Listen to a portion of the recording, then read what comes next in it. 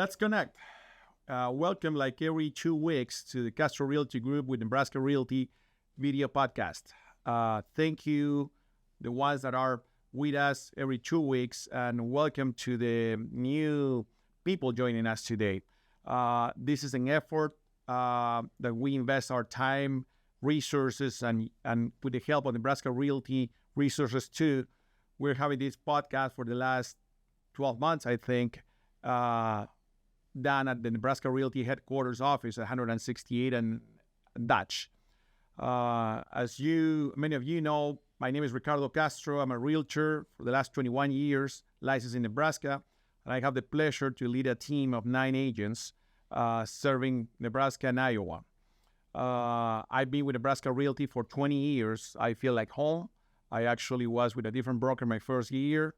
I found what I was looking for, which was empowerment to tailor my business to my segment, to my target market at the time.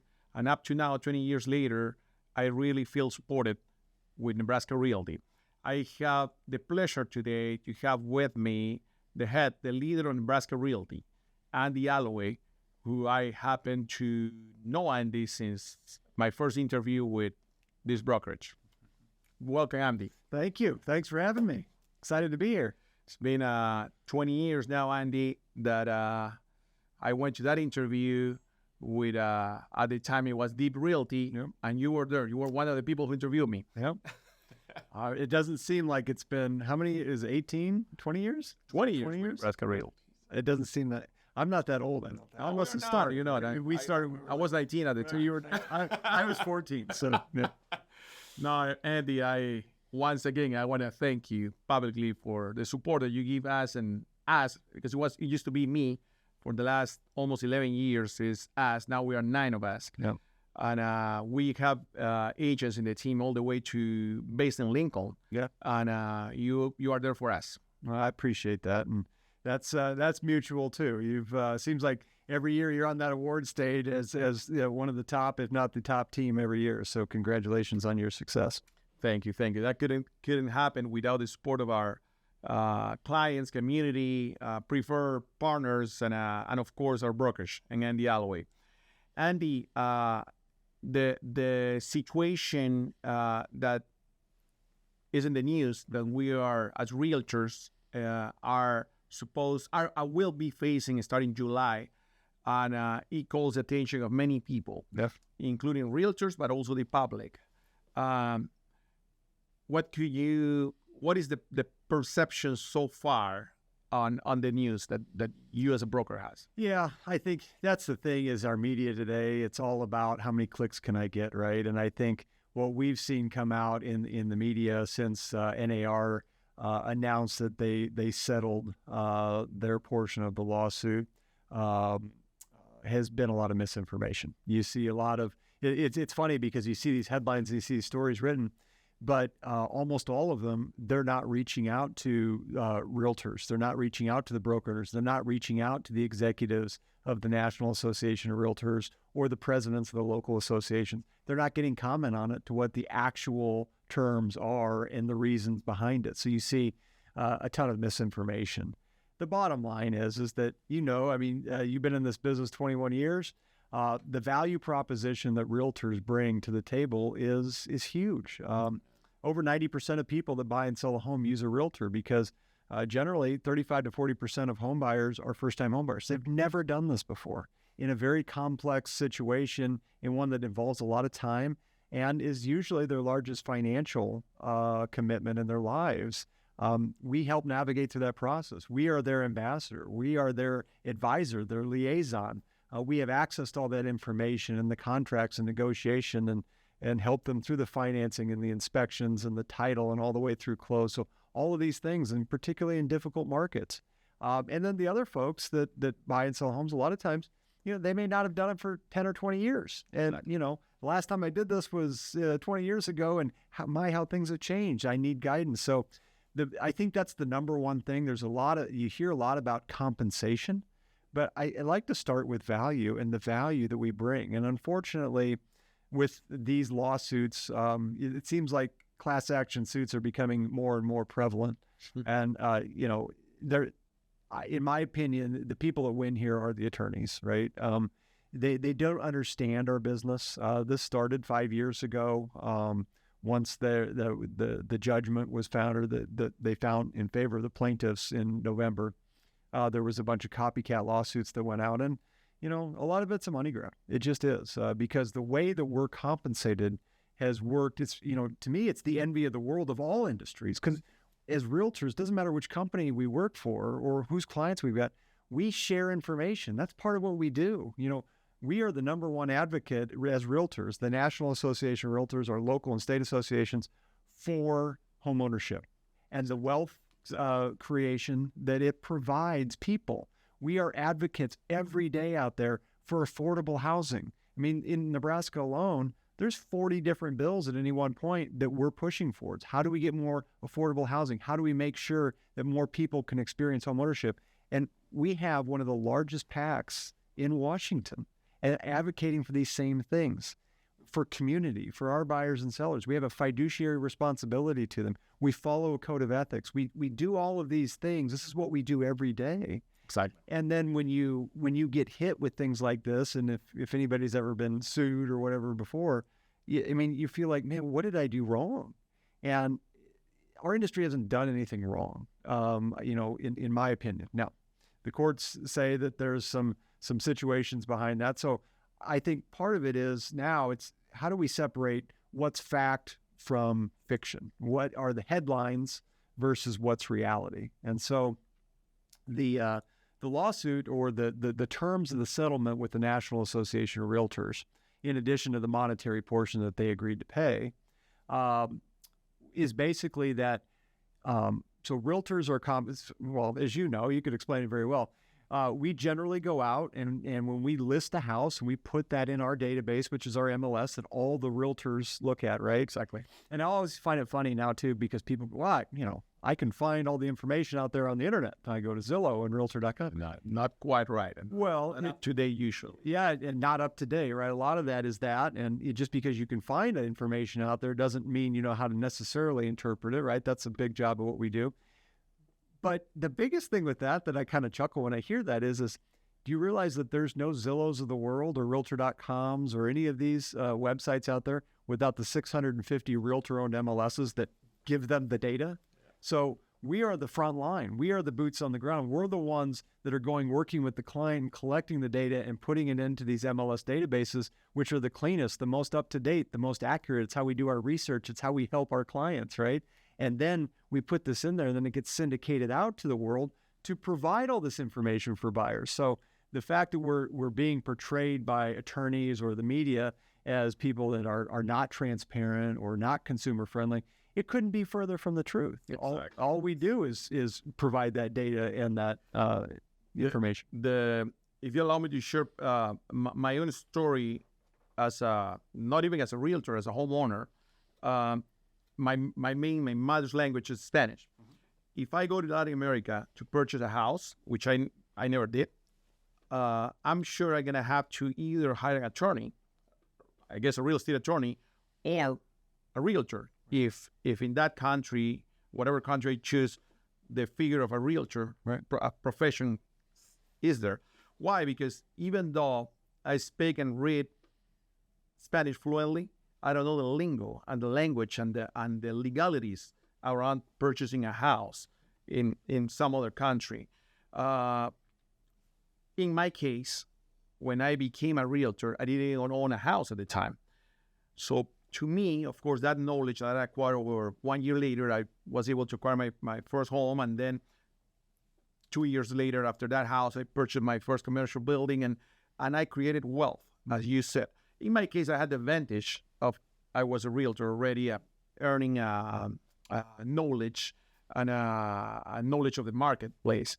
But in the case of some of my clients, for example, many people come back to me after buying their first house 15, 20 years ago, and then they are buying their garage shop or their commercial building or their multifamily building, property, you name it, and they are building wealth themselves for trusting me. And of course, they wouldn't come back and trust me if I would have done something wrong. Right. Not even something with a bad intention, just something wrong, right? I guess they wouldn't come back to me.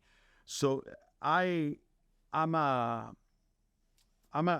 good example, as many of the realtors in or all of the realtors perhaps, and I'm just going to talk about our state here, who represent the interests of people when buying or selling. People who think can go and use Zillow or some other website to look for a house. Yes, they can look for a house, but they are not going to know the crucial and critical information before negotiating that house, Right. or accessing the house, or being represented not by the listing agent who represents the seller, having their own representation. Yep. It's more than what the internet is telling us. You know, the globalization help a lot this world, but in some cases, the information is more reachable, but it's not enough information. It's the interpretation, right? Yeah, information is out there for everything at our fingertips. Totally. But to be able to navigate the process, what's the customary, like you said, in different areas, every real estate market is different. They're all local. You know, there's different zoning laws, there's different customs, there's different regulations, there's different title issues, all of those things. And those are the types of things that the realtor brings to the table. It's much more than just saying, yes, I have a list of homes and I'll go show you. Although I would say that's where it starts. Think about the amount of time. If you didn't have a buyer's agent, like, oh, what do you do? You know, what do you do? Well, just start with that. Say, hey, here's the criteria that I'm looking for in a home. And so we find the homes that are on the market or might be upcoming, because we have big networks of people that, you know, we have 1,000 agents just in our brokerage, right? Yes, here. That we network on an every day. Say, hey, you know, I know this is going to be coming up. I know that's going to be coming up, and just in our industry in general as professionals. But so you find these homes and then say, all right, I will take this. We'll make sure that we get all these private showings set up for you, accessing the homes privately for you, just all the time. Just think about the time alone that takes before we even get into the valuation and the contract and the negotiation and all of that stuff. I mean, just at the first stage, there's a lot of work. Yeah, just if you didn't have that, then you'd be calling every single listing agent to set up to try to figure out a time that works for their schedule and yours, just to get in the house and see it. And by the time you do that in our competitive market the last few years, most of the time that the house probably would be gone, you know? So the value is really what hasn't been talked about. It's much more about, oh, you know, compensation is too high. Well, the reason that I think that this has worked so well is you go into your seller and say, hey, here's all of the things that I do as a listing agent, all the marketing and all the advocacy that I do to help you with your goal, which is to sell your home for the most amount of money in the shortest amount of time with the least amount of inconvenience, right? And I'll take care of that process. And for that, I charge, you know, generally a percentage or a flat dollar fee. And what has worked so well for decades is that's what you charge for the sellers for your services. And you say, hey, Mr. and Mrs. Seller, we feel so strongly it's in your best interest to have, there's 3,000 realtors in Omaha, 3,000 agents out there working to sell your home, that we're going to take a portion of what you're going to pay us, and we're going to give that a portion of what we receive to another broker and agent for bringing the buyer. We're incentivizing them to come into your home. We don't have to do that. We're giving up money that they agreed to pay so that we're incentivizing more people to come to your house. And so not only is that good for the seller, it's great for the seller, but it's good for the buyer, because the buyer now, how many of those first-time home buyers are struggling just to get a down payment, particularly in the market where prices are high?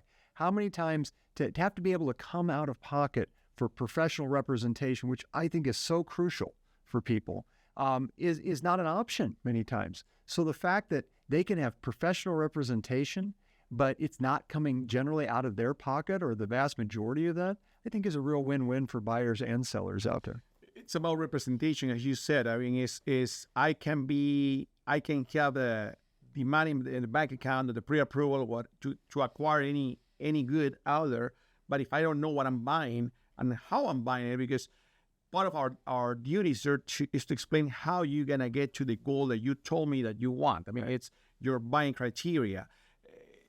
It's also connections. You know, I had this morning, an investor from California called me looking for small multifamily properties. In his case, he's an investor.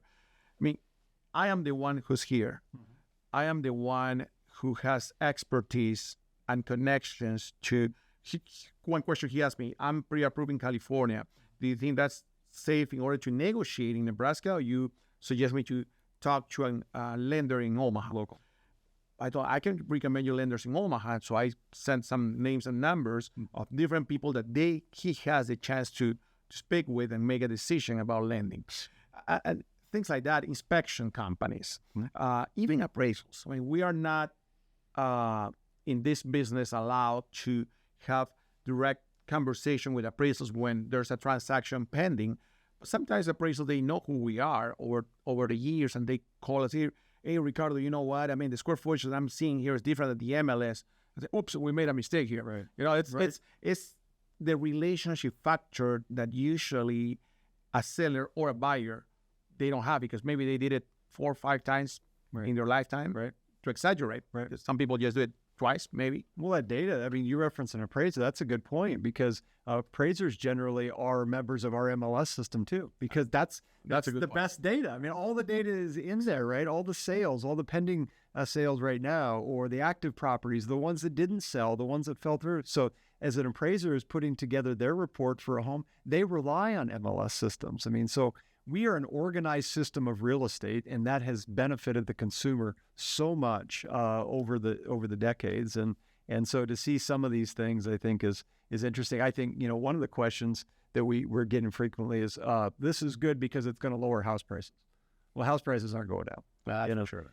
Sellers are going to so they're going to look at the market, and they're going to say comps, and based on what these homes in the market sold for, this is where we need to price our home if they're doing it competitively. I've never seen an appraisal report that made an adjustment for commission. That's part of it. I mean, our commissions, how realtors are paid, it's amazing. I don't think most people realize it. We're regulated by law, by statute. We cannot be paid prior to a contract, a consummation or a termination of a contract. So that means that until my seller achieves their goal of closing on that home, selling that home, and having that check in their hand, or my buyer achieves their goal of purchasing the house that they want with those keys in their hand, we're not paid. So you might work with somebody for months and months and months, or spend a lot of money or all the time, and maybe they decide not to buy or whatever, but we're working for free and spending our money until that consummation effort happens. We can't periodic bill like an attorney or like an accountant. They can say, hey, here's the hours we worked with you this month, here's your bill. Exactly. We're not allowed to do that. So this is a little bit high risk, high reward, but we've got tremendous risk. I mean, we're business owners. Each realtor is a business owner, right? Another, you just mentioned the hours worked by any professional in the case of the accountants or attorneys, right? In our case, we can invest so many hours, weeks, even months sometimes, helping you and your family to purchase a property. And if you don't find the property you like, you don't pay us. That's right. And we are not going to charge you. Right. That's the difference. It's another thing that we mentioned, for example, when we are in a listing appointment and when someone wants to trust their property to us to offer it for sale, my own explanation to them is, I'm going to serve your interest in this way. I'm going to have 2 target markets. One, I'm going to showcase and market your property towards raising awareness with home buyers in this price range. And I also going to reach out to realtors, not only from Nebraska Realty with 1,000 agents, also with all the competition, right? Because your property is going to be available for them, and you are not going to pay anything extra. The commission that you are paying me is going to be shared with that professional. Yeah, it's going to be, and that's another great point. And most people don't realize, they if they look and say, hey, you're going to charge me X or X percent. Well, that's generally split 4 ways. It's split to a couple of brokers that got to, we got to run businesses too. We've got to be able to train and support and have marketing services and contracts. And, we have our own attorneys and accountants and all those things to help provide the level of service for the customer that we want to provide. And so there's multiple agents, there's multiple brokers generally involved. And that's how that kind of gets broken out. It's misinformation if you are aware, or you will be aware by reading the news or listening to the news in the close future. Please get more information, get to the point. Ask your realtors, your friends who are in the industry. Yeah. It's not, well, my brother sold a house with the help of an attorney. mean, in my 21 years of experience in this industry here in Nebraska, I only saw it once. Yeah.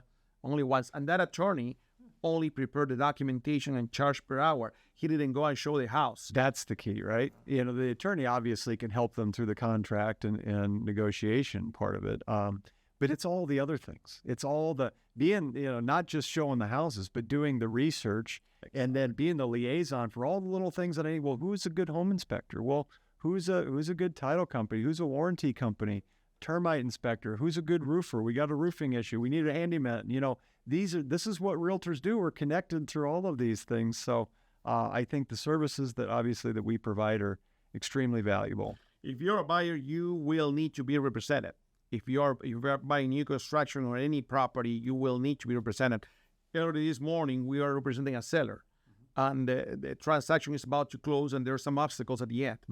The seller is the interaction with the buyer's agent became a little hit, right? You know, but why? Because that buyer's agent is representing the interest of his or her clients. That's right. And we're representing the seller here. You see that the conversation and the interaction is a little. Each of us, we have our own sides to represent. At the end, we close, and next week we're going to say hello without any problem because we know that we are professionally representing one of the parties for their best interest. Well, you hear that term fiduciary by state law. We are a fiduciary to our clients. Exactly. I hear it on the radio all the time with like financial companies, but I think that goes over most people's head. Oh, exactly. We don't realize it specifically. In a nutshell, being a fiduciary means that you put somebody else's best interest above your own. And so to have professional representation that can go to bat for you in those situations, that buying a home or selling a home can be very emotional. I mean, probably 80% of what we do is helping to navigate emotions and help those people because it's, you know, you got a lot on the line there. So I think that's important. The other thing I think is really important is some of the stuff that comes out about how commissions or whatever have not always been negotiable. You know, I've seen the headline, oh, gone is the 6% commission. Commissions have always been negotiable between, you know, you, the consumer, and the agent or the brokerage. Now, that doesn't mean that companies don't set their own practice, but we don't get together and set that practice, right? Like, so a company might have a policy or an agent might have a policy that says, hey, based on all these things we do, it's just like every other service or good that might be sold. They say, hey, for this service, this is what we charge. And so I think, you know, a lot of companies or agents, there's some, you know, it's always flexible. It's always negotiable. It always has been. And it's never been to where you had to pay out a certain amount or whatever. It was just always something that we felt incentivized and was a benefit to both buyer and seller because it was incentivizing buyers to come and do that.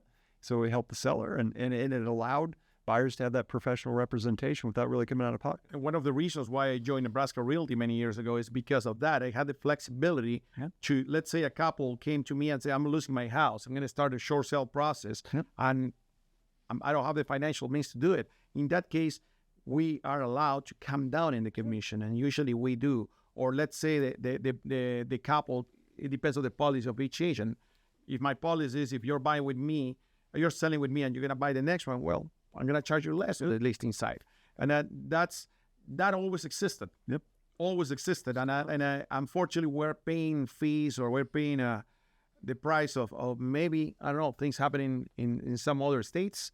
But over here, you know, I think that's a good point too. You know, we feel like we have tremendous people. We are huge advocates at every level of government, like I said, to advocate for home ownership, for real property rights, for affordable housing and those types of things, in addition to what our day jobs are and helping buyers and sellers. But that doesn't mean that there's not bad actors in our industry too. You know, you hear about that all the time. It doesn't matter, you know, 99.9% of teachers are good. There's probably some out there that aren't. Same with, you know, anything you hear, any industry, you're probably going to have some bad actors. And, you know, frankly, I think that's probably that's probably why we're in the situation, because you have a handful of bad actors out there, and then somebody says, well, I'm going to sue, you know, and it's disappointing because I think that it's going to create more work that is really unnecessary, because I really believe that our system, our uniform system of real estate and how we operate is really beneficial to the consumer. One of the things that I really like about being in this professional that I do is the ethical factor, the ethics. The one thing that I like is if I represent a family buying or selling a house. In the process, I'm being offered to also get involved in the insurance policy and offering insurance or do I don't know, title work or some other the lending side, like in other states. In other states, you can find a realtor. In Nebraska, thanks God, everything is so ethical, and that's why many of us remain doing this for many years. We're gonna have to we're gonna keep you informed and everything what's happening in the next following months. I think Nebraska is pretty solid in many aspects, and I personally don't see many changes. I think people are gonna just get used to what we have. I agree. But to finalize, Andy, anything else that you'd like to tell our public? Again, just to probably reiterate the points that the value that we feel like the realtor brings to the table for buyers and sellers. Over 90% of people use buyer's agents and listing agents to sell because they recognize that value. And I don't think that's going to change. As you said, I think we're going to have a little bit more paperwork. If there's anything good that comes out, it helps us. Sometimes we haven't always been good as an industry at articulating our value proposition. And so if there's a silver lining here, this is going to force us with buyer broker agreements that are going to now be required to articulate and really show you what type of service that we always knew we delivered, but it's going to be upfront. So maybe there's a little more transparency there, which is always a good thing. But, this is just an inflection point, and I think you said it right. I don't think a whole lot of things are going to change because I don't think they have to, because I think we were always had what was in the best interest of the consumer at heart. Now, these are going to be some forced changes, so we'll have some additional paperwork. We'll probably have to communicate a little differently amongst professionals, but I don't think by and large the consumer is going to see a lot of difference in what they're doing, which I think is a good thing. Thank you, Andy. Thank you for your time, explanations, and thank you for your support again. 21 years. And we'll be here to explain on detail what is this about. Please reach us to 402-319-0093, the office number, Castro Realty Group, crghouses.com, and we are with Nebraska Realty. Please do not hesitate to call us or contacting us just to find out more about this. Thank you for your attention. Thank you, Andy. Thank you.